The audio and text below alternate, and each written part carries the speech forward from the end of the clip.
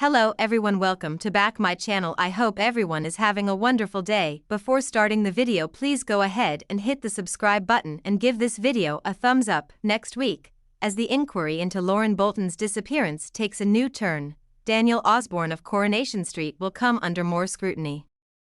In the images that air next week, Roy Cropper is seen being remanded in custody after being formally charged with the teen's murder. Scenes set to run on Wednesday, April 17th and Friday, April 19th, include Lauren's romantic interest Bobby Crawford conversing with Bernie Winter in the cafe.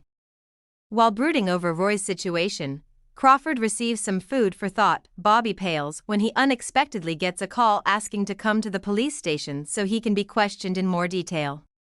In the meantime, Roy grows more anxious in prison and turns down breakfast and leaving his cell. Shaken Bobby is grilled by D.S. Swain at the station, who reminds him that tampering with the legal system is a severe offense that carries a potential jail sentence.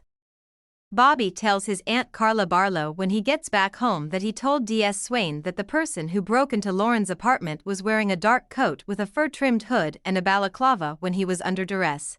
Thereafter, he admits that he has revised his account because he now vividly recalls witnessing a man fleeing Lauren's apartment.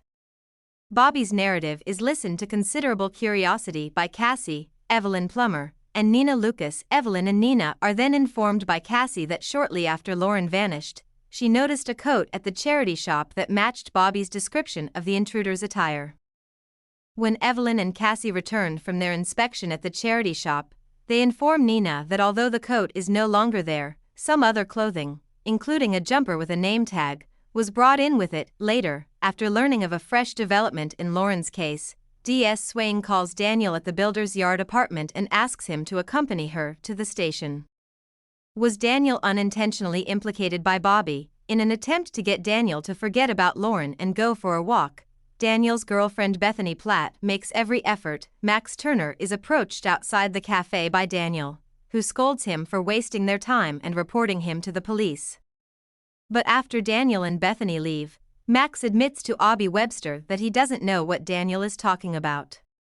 Max is startled to learn who actually reported Daniel to the police from Abby. Afterwards, Max phones the factory and becomes furious with Bobby for not informing him about Daniel's role in Lauren's disappearance.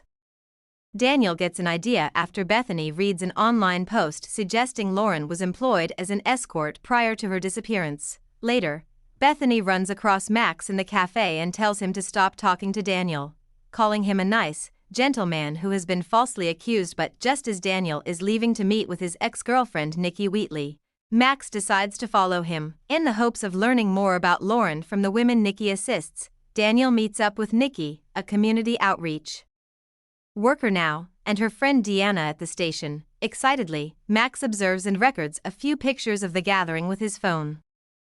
Later, he informs Bobby that Daniel is obviously concealing something when he says that he knows Nikki is a prostitute. Thanks for watching this video and please subscribe our channel Street Gossip for more update news.